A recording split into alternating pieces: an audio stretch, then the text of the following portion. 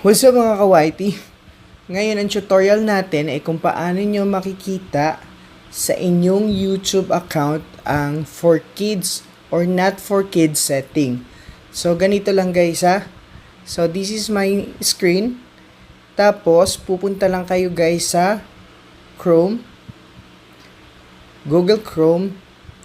Tapos pindutin nyo yung tatlong dot sa taas. Tapos, pindutin nyo yung desktop site. Tapos, punta kayo sa hanapin nyo YouTube.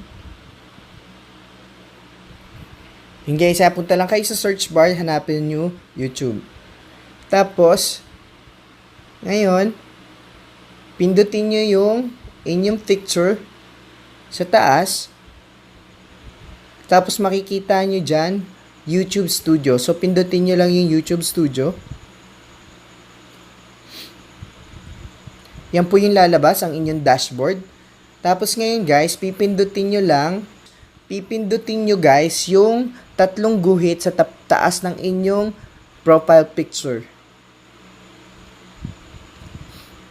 Tapos, slide up nyo lang. Or kung hindi man, kasi naka-full screen ako guys, kaya na-slide up ko. So kung hindi siya naka-full screen, ganito po ang itsura niya. Wait lang. Ayan guys. Ayan guys, yan guys siya pag naka-full screen.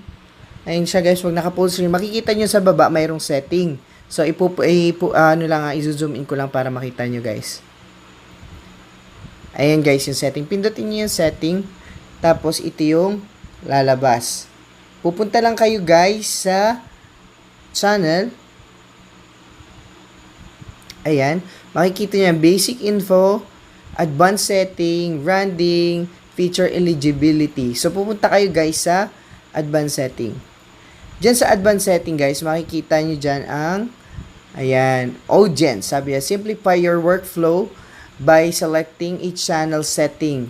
If you skip this question, you'll be required to identify each video on your channel, sabi niya. So guys, basahin nyo lang yung kung ano yung mga nasa taas na yan ha. Yan. So bago kayo gumawa ng action, read carefully guys. Tapos ay makikita nyo may tatlong bilog dyan. Nakalagay dyan sa unang bilog, sabi niya, yes, this channel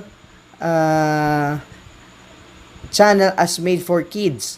I always upload content that made for kids. Tapos yung pangalawa, sabi niya, no, set this channel as not for kids. I never upload content that made for kids. Tapos yung pangatlo, yun guys, yung kinlik ko yung pangatlo. So, I want to review this setting for every video. Ayan po. Yan guys, ang nakalagay naman dyan. So guys, mamimili lang kayo guys kung ano. Kung ang content nyo guys ay not for kids, dapat guys, nakalagay dyan, no,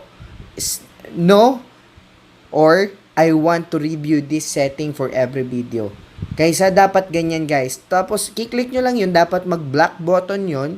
Tapos, hit the save lang. So, that's it guys. Ganun lang kasimple.